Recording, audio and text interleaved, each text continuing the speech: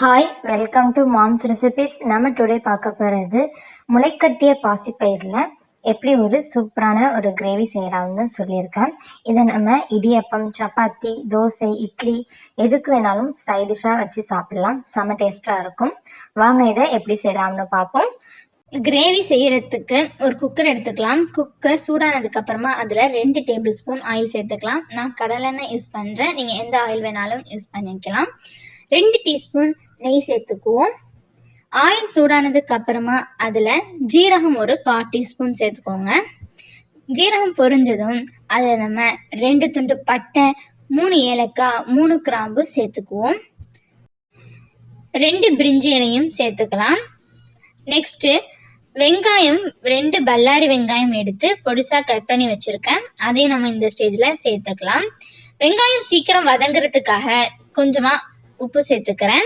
வெங்காயம் லைட் ப்ரௌனாக வந்தால் போதும். இப்போ எல்லாத்தையும் வதக்கி விட்டுக்கலாம். இப்போ பாருங்கள், வெங்காயம் நல்லா ப்ரௌனிஷாக வந்துருச்சு. இந்த ஸ்டேஜில் நம்ம இஞ்சி பூண்டு விழுந்து 3 டீஸ்பூன் சேர்த்துக்கலாம். இஞ்சி பூண்டோட ராஸ்மெல் போகிற வரைக்கும் இதை நம்ம வதக்கி விட்டுக்கலாம்.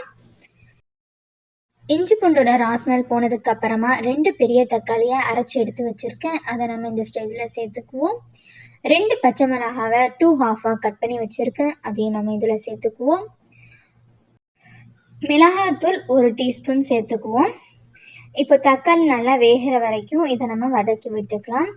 தக்காளி வெந்ததுக்கு அப்புறமா 1/4 கிலோ முளை கட்டிய பாசிப்பயிறு எடுத்திருக்கேன். அதை நம்ம இதில் சேர்த்துக்குவோம். இதை நான் வீட்டிலேயே தான் முளை கட்டி வச்சுருக்கேன். அதுக்கான ரெசிபி வேணுனாலும் சொல்லுங்கள், நான் வீடியோ அப்லோட் பண்ணுறேன். ஒரு 12 ஹவர்ஸுக்கு இதை நல்லா ஊற போட்டு வச்சுட்டு நெக்ஸ்ட்டு அதை நல்லா வாட்டரை ட்ரைன் பண்ணிவிட்டு ஈரத்துணியில் வச்சோம் அப்படின்னா அது நெக்ஸ்ட்டு 5 ஹவர்ஸ்லேயே அது முளை கட்டிடும். இப்போ அதை நம்ம இந்த மசாலாவோட மிக்ஸ் ஆகிற மாதிரி நல்லா மிக்ஸ் பண்ணி விட்டுக்கலாம். கொஞ்சம் வாட்டர் சேர்த்துக்குவோம். அதுக்கு நான் தக்காளி அரைச்ச மிக்ஸியை கொஞ்சம் அலசி வச்சுருக்கேன். அதை நான் இதில் சேர்த்துக்கிறேன். இப்போது பயிரோட ராஸ்மெல் போகிற வரைக்கும் இதை நம்ம ஒரு மீடியம் ஃப்ளேமில் வச்சு வதக்கி விட்டுக்கலாம். ஒரு 3 மினிட்ஸுக்கு வதக்கி விட்டுக்கலாம். 3 மினிட்ஸுக்கு அப்புறமா மல்லித்தூள் வந்து ஒரு 1/2 டீஸ்பூன் சேர்த்துக்குவோம். நான் மஞ்சளும் மல்லியும் சேர்த்து அரைச்சி வச்சுருக்கிறதுனால நான் 1/2 டீஸ்பூன் சேர்த்துக்கிறேன். நீங்கள் தனியாக வச்சுருந்தீங்க அப்படின்னா மஞ்சத்தூள் ஒரு 1/4 டீஸ்பூன் சேர்த்துக்கோங்க. ஜீரகத்தூள் ஒரு 1/2 டீஸ்பூன் சேர்த்துக்கலாம். கரம் மசாலா இப்போதைக்கு ஒரு 1/4 டீஸ்பூன் சேர்த்துக்குவோம். அப்புறம் லாஸ்ட்டாக ஒரு 1/4 டீஸ்பூன் சேர்த்துக்கணும்.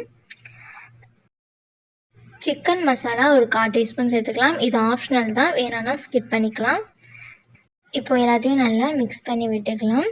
கிரேவிக்கு தேவையான அளவு வாட்டர் சேர்த்துக்கலாம். இப்போது உப்பு, காரம் எல்லாம் கரெக்டாக இருக்கான்னு பார்த்துட்டு பத்தலைன்னா சேர்த்துக்கோங்க. கசூரி மேதி கொஞ்சம் எடுத்து இது மாதிரி கையில் கசக்கி சேர்த்துக்கலாம். இப்போ நம்ம குக்கரை மூடி போட்டு 2லேருந்து 3 விசிலுக்கு விசில் வைப்போம். இப்போ விசில்லாம் வந்து அடங்கிருச்சு. இப்போ நம்ம குக்கரை ஓப்பன் பண்ணி பாருங்கள். இப்போ நம்ம ஸ்டவ்வை ஆன் பண்ணிவிட்டு அதில் ஒரு 1/4 டீஸ்பூனுக்கு கரம் மசாலா சேர்த்துக்கலாம். நான் முன்னாடியே சொன்ன மாதிரி கரம் மசாலா சேர்த்துக்கணும். கை நிறைய மல்லி இலையை நைஸாக கட் பண்ணி அதையும் சேர்த்துக்கலாம். இப்போ பாருங்கள், கிரேவி எவ்வளோ சூப்பராக ரெடியாக இருக்குன்னு. நீங்களும் வீட்டில் ட்ரை பண்ணி பார்த்துட்டு எப்படி இருக்குன்னு மறக்காமல் கமெண்ட் பண்ணுங்கள். நம்ம சேனல் மாம்ஸ் ரெசிபீஸ் சப்ஸ்கிரைப் பண்ணிக்கோங்க. பெல் ஐக்கானையும் கிளிக் பண்ணிக்கோங்க. தேங்க்யூ ஃபார் வாட்சிங்.